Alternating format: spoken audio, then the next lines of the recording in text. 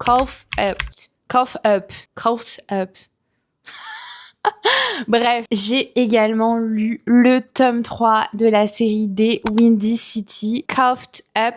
Donc là, on va suivre Miller et Kai. Ah là là, alors lui, c'est un coup de cœur. Miller et Kai, j'ai adoré. Je suis tombée, mais in love de tous les personnages secondaires. Que ce soit Monty, donc le père de Miller, et l'entraîneur du coup de Kai, Isaiah, le frère de Kai, j'ai adoré. Ce tome 3, pour le moment, c'est mon coup de cœur de la saga. On va suivre donc Kai, qui est père célibataire, et il galère à trouver une nounou. En parallèle, on a Miller, qui a 25 ans, qui est hyper réputée dans le monde de la pâtisserie. Et en fait, elle décide de faire un break de 2 mois pendant l'été, où elle retrouve son père, donc Monty, qui est donc l'entraîneur de l'équipe de Kai. Et elle lui dit que voilà, elle a besoin de faire une pause, etc.